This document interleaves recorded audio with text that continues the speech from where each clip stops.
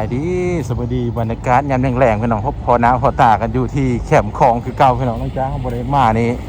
อ๋อเป็นเดือนที่พี่น้องเนาะที่เขาบริมาแคมป์คลองนี่นะ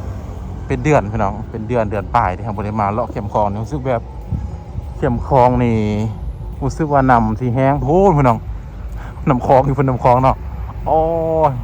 น้ำคลองนี่ยังลงไปลายอยู่นะน้ำคลองเนาะประมาณมงเดือน7เดือน8นี่น้ำคลองน่าจะขึ้นมาเฮพี่น้องเด้อน่าจะขึ้นมาแถวนั่นแหละบริเวณ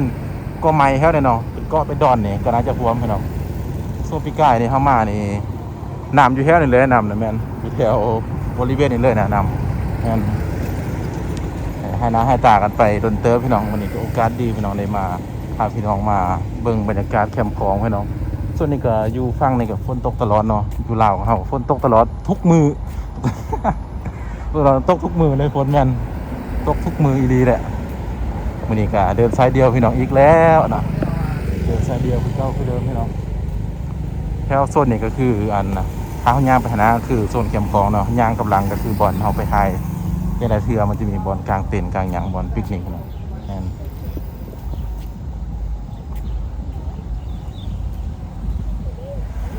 โซนนี้ก็สิแบบคนบ่ค่อยมาลิ้นลายพี่น้องส่วนหลายจะเป็นไปตามหานอาหารบ่หันเหล้าหันเบียร์บ่จังซี่นะแม่นสมัยย่างจังซี่นี่บ่ค่อยจะเห็นแล้วแม่นช่วงตะกี้หันยอมว่าคนมาเล่นแคมป์คลองนี่หลายเด้แม่นหลายแต่ปัจจุบันนี่คือบ่หลายปานนั้นนะแม่นช่วงนี้ตอนนี้เวลา 6:00 นตรงพี่น้อง 6:00 นยังบ่ค่ำนะพี่น้องเด้อช่วงนี้เด้อบรรยากาศ 6:00 นมันยังบ่ค่ำอยู่เด้อ 6:00 นบ่คือตะกี้เนาะตะกี้เป็นช่วงยามหนาวหั่นน่ะยามหนาวนี่ 6:00 นนี่มันจะค่ำแล้วเด้อทุกคนแม่น 6:00 นค่ำเรียบร้อยแล้วบรรยากาศยามแรงๆพี่น้องยันมื้อแรงจะฝนตกอีกมื้อแรงนี่บ่เหลือ ตกทุกมื้อเลยนะฝนโทนี่แม่นตกทุกมื้อเนาะคือฟังประเทศไทยพี่น้องฟังนั่นเนาะฝั่งไทยของเขาเองแม่นอ๋อพี่น้องคนอ๋อตัวซิงเป็นซิงเนาะไว้เป็นดุ้มพี่น้องเป็นดุ้มว่ายามนี่ซิงเป็นซิงเลยแม่นไปจ้างเฮาเล็กๆเลิกงานแล้วก็มาพี่น้องตัวนี้จะเป็นหานปรับประสาทตัวนี้เด้อมื้อหน้าจะหาทุกคนมาหาอันนี้เบิ่งสิเป็นจังไดเนาะแม่นที่นี่อยู่แซ่ผู้สาวหลายบ่หรือบ่หลายพี่น้องแม่นคนก็หลายเด้อหานี่หานสำเนียงปรับประสาทนี่นะหานเบียร์พี่น้องจะเป็นสำเนียงปรับประสาทเห็นบ่ไปเขียนนั่นซั่นแหละเนาะแม่นนี่การดีพี่น้องลองเลาะมันกันเนาะเลาะเบิ่งบรรยากาศเข้มคลองนี่เป็นจังไดพี่น้องอยากให้หน้าให้ตากันไปโดนเติมเนาะตัวนี้นี่เพิ่นอาจจะขุดใหม่เห็นบ่พี่น้องเพิ่นอาจจะขุดเนาะมันเป็นหนองเลยเด้นี่เห็นบ่มันจะเฮ็ดหยังเนาะนี่ฮะ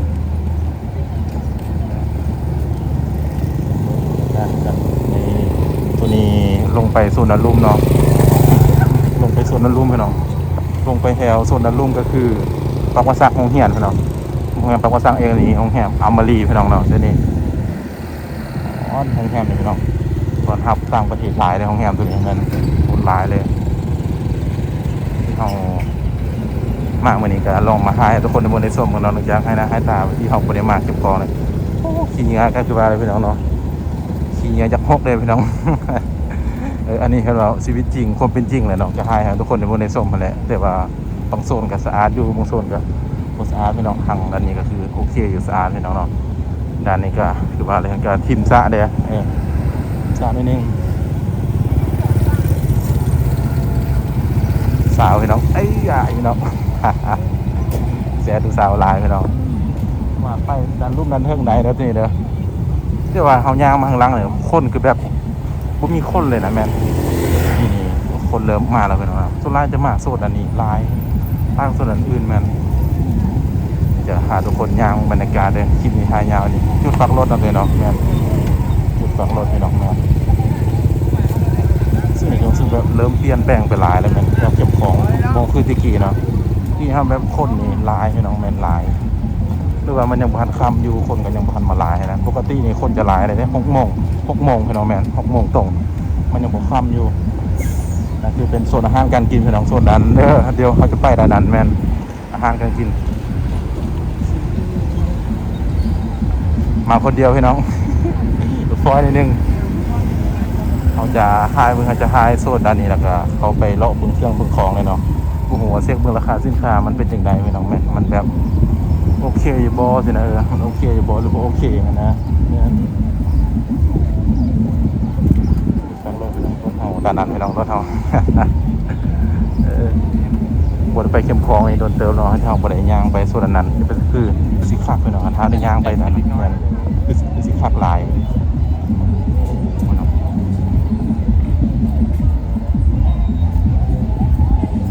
เดิมแล้วพี่น้องเดิมฝนสิตกอีกแล้วเบิ่งคือสิตกอีกแล้วฝนฟ้าอากาศนี่มันบ่ค่อยเป็นใจบ่แล้วเท่านี้แม่นมันแดดแต่มันก็ตกมันแดดมันก็ตกนะพี่น้องแม่นฟ้าก็บ่ค่อยเปิดปานใดวันนี้เบิ่งฟ้าคือแบบบ่เห็นเลยนะแต่ว่าตะเวนบ่เห็นเลยแม่นคักพี่น้องบรรยากาศยามแรงๆพี่น้องคือตะกี้นี่6 โมงนี่คนหลายเลยจำได้ไหม6 โมงมันคือแบบคนนี่หลายแล้วปัจจุบันนี้บ่ค่อยมีคนปานใดแม่นทีนะโอ้คนหลายแท้คนนั้นพี่น้องไปคนก็คือฟังประเทศไทยพี่น้องฟังกันเด้อฟังไทยพี่น้องส่วนนั้นก็คือจะตกคือกันฝนแม่นตกคือกันเบิ่งที่สูงสาวคนเบิ่งเด้อจะสูงสาวคนเบิ่งเด้อที่คักพี่น้องเต้นแอโรบิกด้านนั้นพี่น้องอย่างที่ลิกซิตเด้อแม่นที่ลิกซิตขึ้นมานี่ยุ่งขนาดเนาะยุ่งแม่นโคตรเลยพี่น้องแม่นยุบพี่น้องก็น่าจะคุดน้องอย่างต่างๆเลยเนาะต้นนี้จะเป็นส่วนบอลแข่งรถบอกพี่น้องเนาะนะน่าจะเป็นบอลแข่งรถตัวนี้แม่นน่าจะเป็นบอลแข่งรถบรรยากาศยังมีแรงพี่น้องบรรยากาศต้องการยังมีแรงเนาะแม่นเบิ่งด่านนี้พี่น้องด่านโซนเครื่องเล็กน้อยนี่สไลเดอร์พี่น้องแม่นส่วนสไลเดอร์ก็พี่น้องเลยทำบริมาโดนเติมเราทำบริมาเนาะมาทำการบริการเนาะ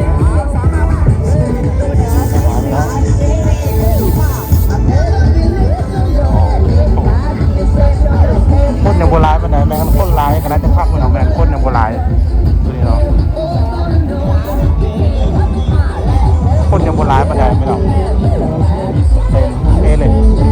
กันพี่กันแล้วไม่ต้องแม่แล้วพี่กันเรียบร้อยแล้วไปแล้ว1 2 3ก็จะด้านนี้เป็นน้องแมนด้านนี้จะไล่กว่านะเป็นน้องแมน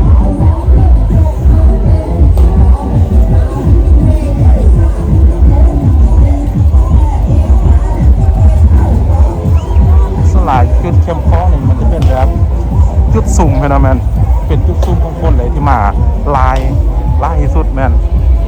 แต่ว่าตัวนี้โคตรยังโบราณแถวปกตินี่คนน่าจะลายกว่านี้แมนลายพี่น้องเดี๋ยวให้ภาษาว่าแชร์ภาษาเบาเที่ยวพี่น้องแมนเขาจะให้เบื้องบรรยากาศทุกคนเบื้องเต็มระบบกันเลยพี่น้องเขาจะย่างไปโซนด่านนะเนาะย่างไปใกล้เขาแหละทุกคนเบื้องว่าบรรยากาศเข้มข้นยังคือคืนคือเก่าวอลหรือเป็นอย่างไรนะเวลา6 โมงมันเป็นอย่างไรแมนถูยพี่น้องเริ่มเยอะคนนะเริ่มไปแล้วเริ่มเลยเป็นอาหารการกินพี่น้องซื้อได้แต่บุ้งว่าราคาเท่าใดก็บุ้งว่าราคาเท่าใดลงไปถามมึงจะเชื่อเนาะงั้นพี่น้องอายุบรรยากาศยังแรงพี่น้องบรรยากาศยังแรงบุ้มียังพี่น้องนี่เลาะบางคนนำกันเลาะบางคนเบิ่งบรรยากาศด้านนั้นและก็ด้านนี้พี่น้องแมนเบิ่งกัน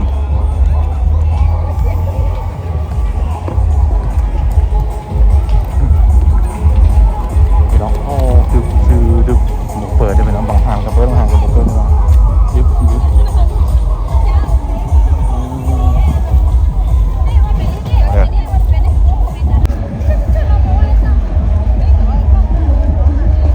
เมื่อกี้หาอินเสิร์ตนิดนึงเนาะต้องมีคันกลางคันเบรกตลอดมีหาอินเสิร์ตหาอย่างต่างๆพี่น้องแต่ว่าปัจจุบันนี้ฝนเริ่มสิมาแล้วพี่น้องฝนนะเดี๋ยวว่าตกทุกมือเลยนะฝนนะอยู่ฝั่งลาวเขาตกทุกมือพี่น้องแหละเบิ่งบรรยากาศกันเด้อสิเป็นยังไงพี่น้องถ่ายรูปในข้างเลยมีการแบบให้เบิ่งเด้อให้คนเบิ่งเด้อทางไลน์พี่น้องยังน้อยใช่ไหมยังน้อยถ้าเคยมาลิ้นไม่มีแดต้องมาลิ้นต้องเบิ่งสิเป็นยังไงพี่น้องเบิ่งบอก คักสุดเออคักสุดพี่น้องแม่นโคตรคักเลยพี่น้องบรรยากาศยามแรงๆพี่น้องมันเป็นยังไงพี่น้องเอ้ยเห็นบอกเมื่อกี้นี่เห็นเพิ่นถ่ายคลิปบอกผู้เสื้อดำยางหันเมื่อกี้นี่เจ้าถ่ายคลิปพามาพี่น้องเบิ่งพี่น้องเบิ่งบรรยากาศเนาะยางเบิ่งบรรยากาศน้ำกันโซนด่านตัวนี้อาหารการกินนี่พี่น้องคนสิหลายบ่หรือบ่หลายเนาะยางพุ่นแหละยางเบิ่งบรรยากาศน้ำกันย่ำฮอนพุ่นแหละสิเป็นจังไดเนาะบ่ได้มาโดนแล้วพี่น้องแม่นลองย่างไปเบิ่งมันสิเป็นจังไดเนาะทางบ่ได้มานี่โดนเติบแล้วยางเลาะยางลิ้นยางเบิ่งบรรยากาศสิเป็นจังไดพี่น้องแม่นเอาไหนก็ใส่เก็บอีต่ออีแตะมาเลยพี่น้องเห็นบ่เป็นโซนอาหารการกินพี่น้องอาหารการกินก็ประมาณนี้แหละเพราะว่าอีกอย่างนี่มันยังบ่หลายอยู่เพราะว่ามันยังบ่ค่ำน่ะคนก็ยังบ่หลายบ่ได้เห็นบ่นี่เห็นบ่เดี๋ยวของกำลังเริ่มพี่น้องกำลังเริ่มเนาะนี่โซนอาหารการกินก็หลายพี่น้องแม่นตัวนี้จะเป็นแบบห้างย่างสาธารณะเลยพี่น้องอยากย่างอยากก็อยากลิ้นอยากเห็นนั่งก็ได้พี่น้องตามกันให้ใส่เนาะแต่ทีนี้ฝนคือสิตกพี่น้องแมนฝนนี่ไกลๆคือสิตกแล้วเป็นโซนอาหารการกินพี่น้องจ้าโซนอลุ่มเนาะแมนสมานแบบสั่งอาหารการกินเลยเนาะมาแมนสบายๆพี่น้องปรุงไว้ส่วนหลายนี่คนจะย่างมาโซนอันนั้นค่ะลายเนาะแมนเป็นย่างต่างย่างออกกำลังกายมาเลยนะแมนจะย่างมาทางร้านนักกระไดไปหนองย่างมาเนาะร้านนักกระไดมันย่างแบบร้านนักกระไดตะกี้มันจะเปิดน้ำอยู่นี่บอกเปิดน้ำอยู่นี่แห้งเติบเลยเปิดน้ำมันนี่ขาตะกี้คันเปิดเนาะเดี๋ยวนี้บุเปิดแล้วเนาะมันเป็นอย่างทำไมบุเปิดเป็นน้อยนะอากาศย่างบรรยากาศนั่นแหละย่างบรรยากาศโซนด้านหน้าเป็นยังไงเนาะย่างเบิ่งมาเนาะ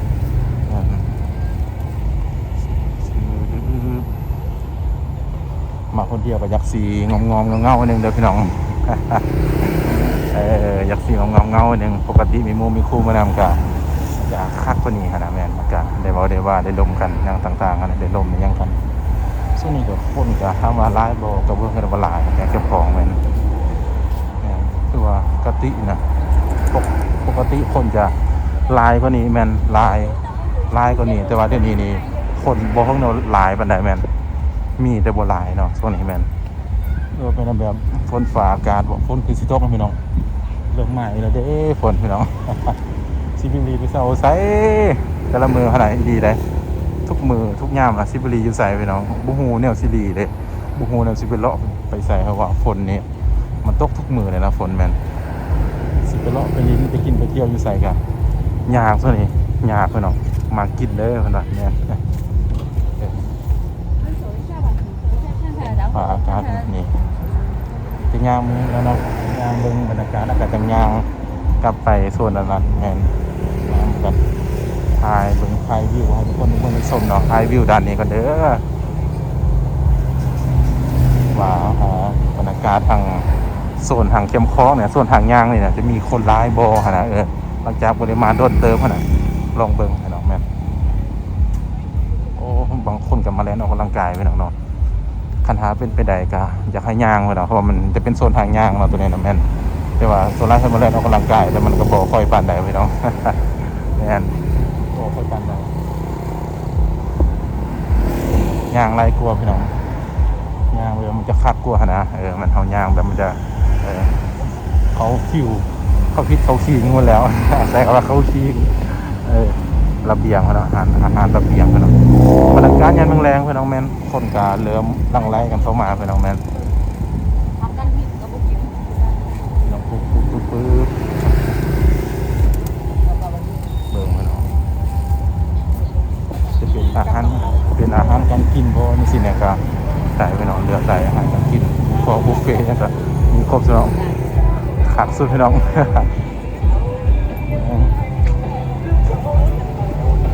บรรยากาศพี่น้องบรรยากาศนี่คักสุดพี่น้องบรรยากาศยามแรงๆสุดแรงๆนี่คักพี่น้องอยู่พี่น้องจะย่างข้ามไปกันนั้นเป็นยังไงพี่น้องแมนย่างไปก็เนาะมืออาจจะข้ามไปฝั่งนั้นเราจะย่างกลับถ่ายคลิปมาเนาะฝั่งนั้นแมนแต่ว่าถ่ายบรรยากาศโซนนี้ก่อนเป็นยังไงพี่น้องบุฟเฟ่พี่น้องบุฟเฟ่ดับข้างของข้างข ของค้างประมาณกันไปพี่น้องแม่ค้างยังค้างใดพี่น้องค้างใจเจ้าค่อยบ่เอาพูดแล้ว บรรยากาศนี่พี่น้องอีกกันอีกประมาณเดือน7 เดือน8หรือว่าเดือนเก่านี่น้ำทุกปีจะท่วมพี่เลยพี่น้องบอกทุกปีจะหอดที่ใดทุกปีนะจะมาหอดที่แต่ว่าปัจจุบันนี้น้ำคลองยังอยู่ใกล้ๆผมอยู่ตรงนี้เดี๋ยวประมาณเดือน7 เดือน8หาเบิ้งพี่น้องแม่นหาเบิ้งว่าน้ำมันจะขึ้นหอดใสหาเบิ้งน้ำกันสิมาหายทุกคนในเบิ้งในชมอีกแค่นึงโอ้พี่น้องครับพี่น้องฟังนั้นพี่น้องโอ้พี่น้องมีเต้นเอโรบิกอยู่เลยฮะนั่นเด้อเซตโจนเต้นเอโรบิกพี่น้อง บรรยากาศพี่น้องเรื่องบรรยากาศคอยคำยังแรงเหมือนกันโอ้ขาดพี่น้องมีการเต้นเราบอกเอโรบิกเนาะ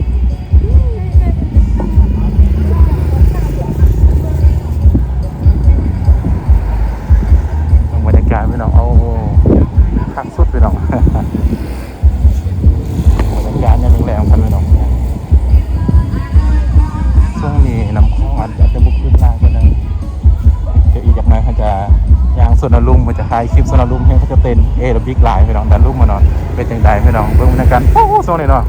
ตัวนี้นะมันจะเป็นน้ำท่วมที่พี่ไก่ตัวนี้เนาะเพิ่นยังบ่เก็บบ่เมียนยังเลยแม่นตัวนี้เนาะ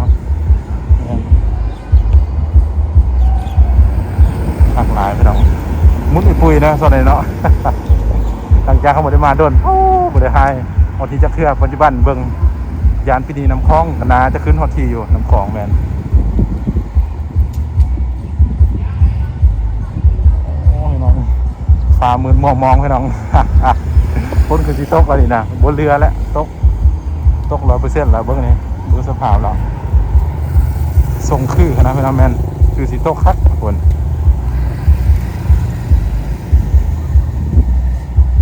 มีแซดสาวพี่น้องก็มีแซดสาวนี่หายแซดสาวนี่โอ้ตึงสุด นี่บอกเขาจะหายโซดันเทิงเขาจะหายโซดันลุ่มพี่น้องอยู่ดันลุ่มบูสาวลายดันลุ่มนั่นแม่นและเบิ้งนำกันสิเป็นยังไงพี่น้องแม่นหายเบิ้งบรรยากาศโซดันลุ่มคนร้ายได้ด่านนั้นแม่นคนร้ายพี่น้องหายเบิ้งอันนี้ก็น่าจะเป็นบนโซนจอดรถพี่น้องจนฝากรถฝากยังเท่าไหร่แม่นฝากรถเนาะ